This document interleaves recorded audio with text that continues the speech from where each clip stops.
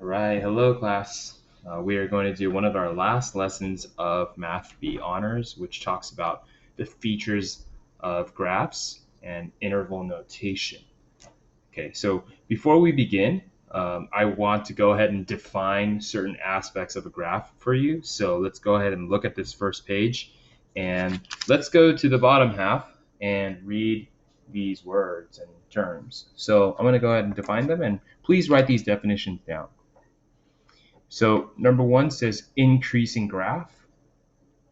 This is basically just saying that the y values increase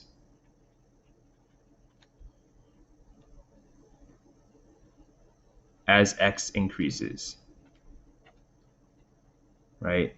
We see an increasing graph as sometimes you can say it as a positive slope, right? The values of y increase as x increases, right? So you also know that the decreasing graph is the y values decrease as x increases.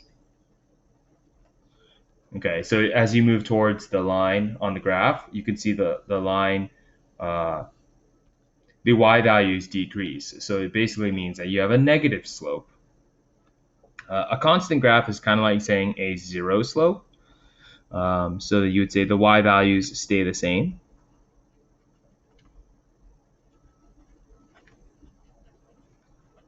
As x increases. And then we talked about this previously in class, but a discrete graph is when the data points are not connected. Are not connected. A continuous graph is when the data points are connected, right? The data points are connected. Really boils down to the idea of can you get decimal amounts, right? And that's when you can connect things. And then the last two are kind of obvious. The minimum point is the lowest point on a graph.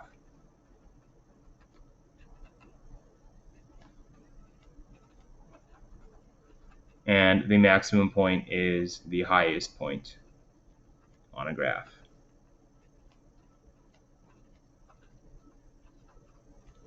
Okay, now I'm going to go ahead and add a little bit more extra detail. And we know that increasing graph has a positive slope. A decreasing graph has a negative slope. And a constant graph has a zero slope. Now, it's also important to note, class, that it doesn't always have to be linear. You can have curves, and they still have positive slopes, right? You can still have a negative sloped curve, right? You can have a decreasing graph. So I'm now going to give you certain graphs to look at, and you can go ahead. We were supposed to order these on the table, and you can see how something like letter A is increasing the entire time. So this is an increasing continuous line. You would not say this is discrete, whereas something like letter B is discrete because it's not continuous. You can see the decimal amounts are not connected, and this is increasing from this point, but it is also constant at that point in terms of its rate of change, right? So it has two different slopes, okay? Here we call it, this is a cubic function. This is a curve and then another curve, right? Or it's really just, it has, now you could say, even though this looks like it's not growing, it technically is still increasing. So this is increasing the entire time, but it's not linear, okay? And it is continuous, and there is no minimum or maximum, okay? One other thing we want to realize, class, is these are arrows. If they don't have little arrows, they basically have invisible arrows, okay? So that means it keeps going on forever. And that means technically it doesn't have a minimum or a maximum point. Okay. Even here for letter D, this is an arrow and this is an arrow. So you can't really tell that it has a maximum point, but it does in fact have a minimum point right there. Okay. It's decreasing. It has a decreasing slope from this portion. We call it negative infinity because it keeps going on. So it's from negative infinity, it's decreasing all the way to 2. And then from 2, it is increasing all the way to infinity. Okay, so whenever we talk about intervals, class, we're dealing with the x-axis because the x-axis is the time interval, right? The time frame at which it is decreasing or increasing. Okay. All right. Let's look at a few more examples. So if you looked at letter G, you would say that, again, just because you don't see it doesn't mean there are no arrows. There are arrows here. And this is a parabola, right? We talked about this in 7.2a, right? This is a parabola with a U shape. A quick rundown, you can see that this parabola is opening a little bit wider than usual. It's wider than x squared. X squared would have been like this, right? 1, 1, 2, 4. But this is now a little bit wider. But the vertex is still at 0, 0. And it's decreasing from negative infinity all the way to 0, right? It's decreasing, decreasing, decreasing, decreasing. Once it hits the vertex, it kind of changes the way it grows and it starts to increase again. So it has it has one that's decreasing at negative infinity to 0, and then from 0 to infinity, it is increasing.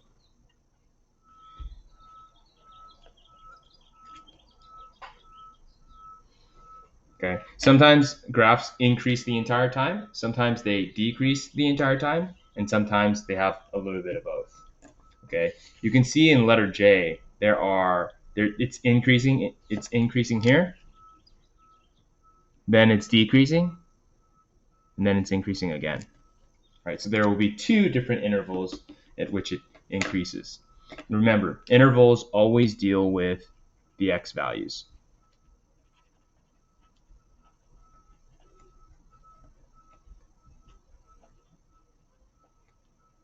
Okay, so if you want to know the intervals of increase, you would say that it is going to be negative infinity all the way to, let's call that negative 1.5.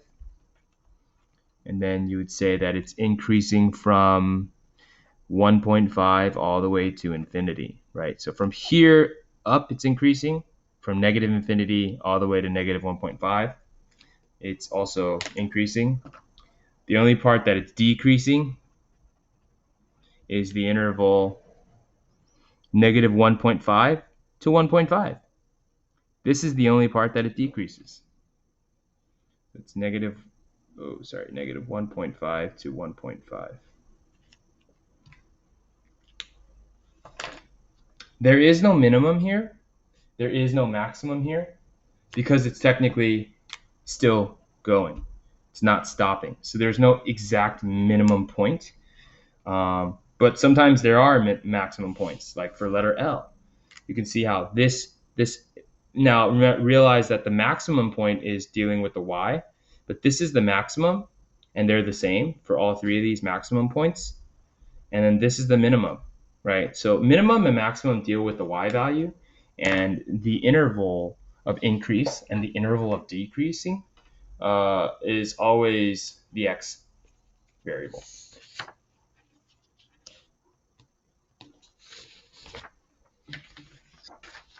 Okay. What type of slope in a linear function represents an increasing graph? Well, I kind of wrote that last, but a positive slope, right? Whenever your graph has a positive slope, that's when it's increasing. A negative slope is going to represent a decreasing graph.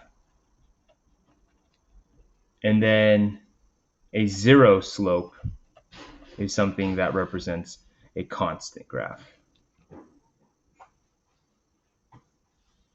So now we get to show a little bit of creativity, and we get to draw our own example of something that follows all of these features. So let's read this. It says, draw an example of a function that increases on some parts of the graph, has a minimum point, and decreases on some parts of the graph. Okay, so you want me to increase, you want me to decrease, you also want me to have a minimum. Well, in my opinion, isn't the best way to show that with maybe an absolute value function, right? Do we have an increasing graph? Increasing. Do we have a decreasing portion? Yes, we do. Do we have a minimum? There is the minimum. Okay, so an absolute value function would be a great way to do that. Draw an example of a function that decreases on some parts of the graph, is constant for an extended amount of x values. Okay, so you're decreasing and then you're constant. Okay, so maybe this is Mr. Quo's bank account. He has $8 in his bank account. He spends all the way to 2, and then after $2, when he has $2 left, he's like, you know what? I don't want to spend any more money. I got to keep my money the same. So I started with 8. Then I decreased all the way to 2, and then I kept my money the same. Draw an example of a function that is discrete and increasing and nonlinear. Okay, so in order for something to be nonlinear, it just has to have a rate of change that is not the same. So I'm actually going to make it a parabola. Okay, so we know that a parabola starts at 0, 0. And if our parabola is x squared, it will have the point 1, comma 1. And then it will have the point 2, comma 4. And 3, comma 9. Right? Now, we also know that this is discrete. So we don't have to connect this, and we're not allowed to connect it. But we do know that as x increases, right, y is increasing. So that means that this is increasing. Okay. All right. Number 12 says, draw an example of a function that is continuous, decreasing, and linear. All right, couldn't be simpler. You just have to draw a continuous, decreasing, and linear graph. So I'm going to make it a slope of -2, and it's going to look something like that. That's decreasing, that's linear, and that's continuous. So far, so good, class? Okay.